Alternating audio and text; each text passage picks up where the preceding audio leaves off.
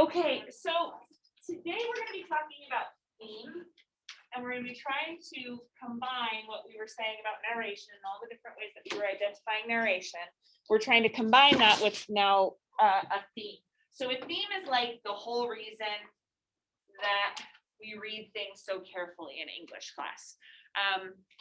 What we're trying to do when we read fiction so carefully is we are trying to find some central truths that piece of fiction is telling us about the human experience. I think that's the reason that we write stories. I think it's to entertain us for sure. We all want to be entertained, and we are entertained by watching behaviors of other people. But I think that part of that entertainment comes from us recognizing something that is true in that story, and us seeing like, oh, this is how I could kind of live my life according to how this author or this director sees human beings. So what we're doing when we're trying to find truths in stories is we're trying to find themes. And a theme in this class needs to be, well, let me back up for a second. So a theme could then be seen as like a central truth about human behavior, about humanity. And I like to think of it that way. That helps expand what I think of as a theme, and I like that. You might also think of it though as a kind of moral to the story. You know, this story is teaching me to behave a certain way and I follow its morals. You might also think about it as an argument.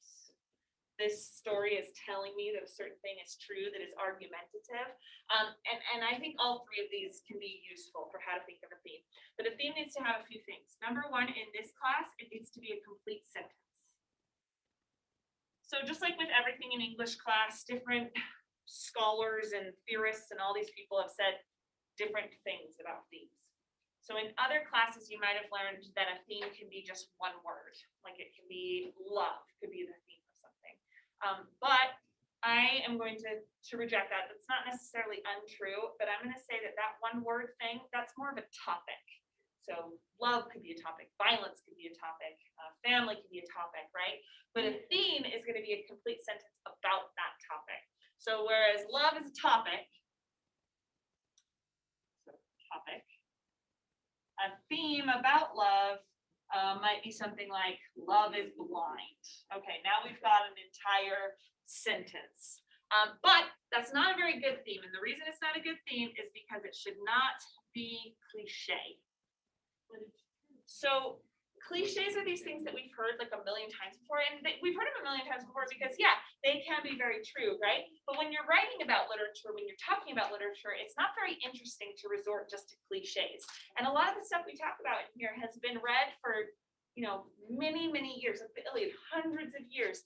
If the theme of it was just a cliche, we probably wouldn't keep reading it. It's probably more complicated than that. So let's say a good theme then might not be love is blind, but a good theme might be something like when you are young, love is dependent on looks. Oh, that's not true. No. That's shallow. But when you get older, love becomes My mind looks at the attention on commitment. Okay, I'm not saying I necessarily believe this. I'm just randomly coming up with a theme. So you see how much longer it is and how much more sort of specific it is. That's what you're looking for in a good theme. No cliches. Okay, rule number 3 though is that it still needs to be generalizable. So I didn't spell that right. It needs to be generalizable because you don't want it to be about just the story that you're looking at. So for example, in The Very Old Man with Enormous Wings, I don't want it to be like the theme of this story is that the angel is mistreated. You don't want it to be just about that story. You still want it to be specific, but like this one, but you want to be able to apply it to different circumstances. So that's the way that it's generalizable. Okay, and the number 4 thing is that it should be, I should have done this one first, but it should be complicated. So we're talking about great works of literature in this class. This story is read in all sorts of English classes across the world.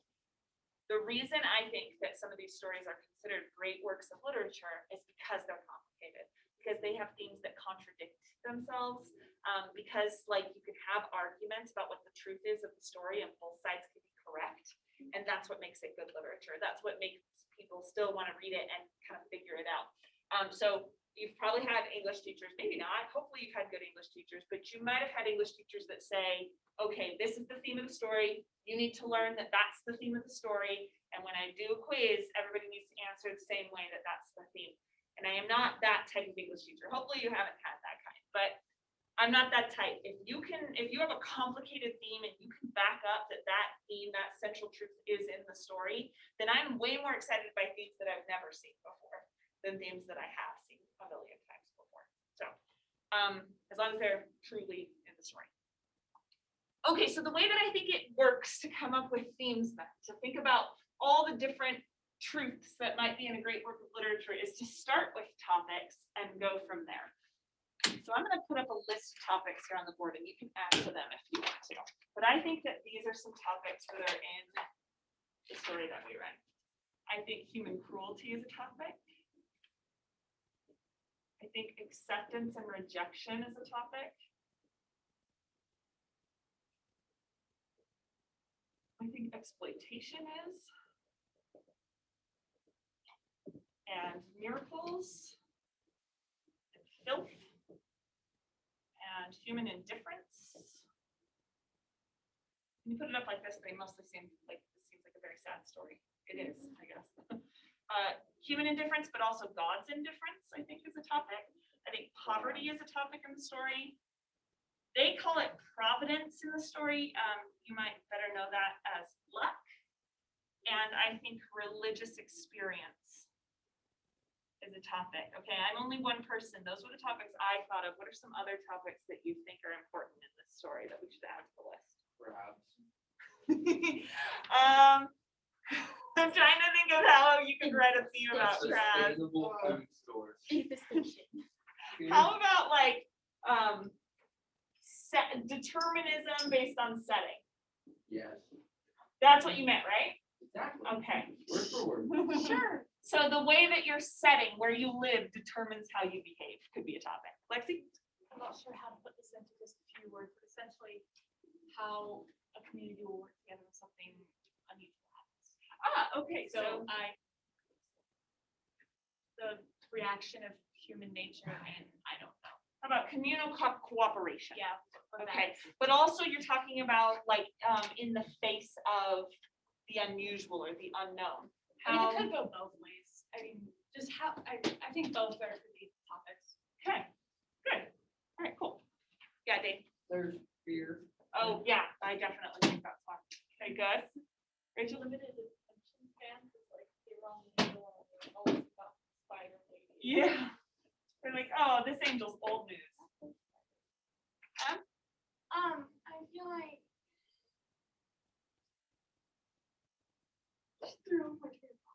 I don't know. Okay, I'll come back to you if you remember, Whitney. Initial reaction. Oh yeah. Yeah. How do you treat people who are Okay, so how sorry, I just back for earlier. I was taking notes. the differences. Yeah, perfect. Growth. Growth? Okay. All right, let's stick with these. So what you're gonna do is you're gonna get a partner. If you wanna move to be with your partner, you can. You're gonna get a partner and you're gonna choose 3 of these topics and you're going to write a theme for each of them. So ultimately you'll have 3 themes, 1 for each topic that you choose. And I just want in your partners, you'll write it on 1 piece of paper. How many of us are? 1, 2, 3. We'll have 1 group of 3. The rest of you should be able to be in partners. Okay, I'm gonna give you 10, 15 seconds to find your partner. And then I'll partner you up, no shame, you're in different spots, whatever, after that. Okay, go ahead, 10, 15 seconds to find a partner. Okay. Hey guys, Dave, here's the Frosty up there. Yeah. Why didn't you play? No, I'm not right. It's not. Yeah. Nick should come. I just get this stuff. Yeah, are you gonna stay? I'm gonna try it out. Just try it out. Okay, who doesn't have a partner? Raise your hand. Oh, perfect group of three. I like this group. Whitney, Rachel, and Eli. Yeah, okay, go move to the, Eli, we go move back there. So you can move them. Okay, does everyone else have a partner now? Megan, you have a partner? Yeah. Perfect. Wait, are you moving there or? I don't think he's moving. Okay, so once again, in your partnerships, write both your names on the paper. You just need one piece of paper and you're gonna choose 3 topics and you're gonna write a theme for each topic. Okay, give it a try.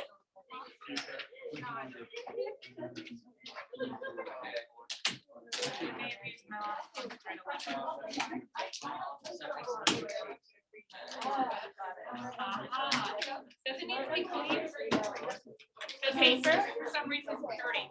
That'll be fine.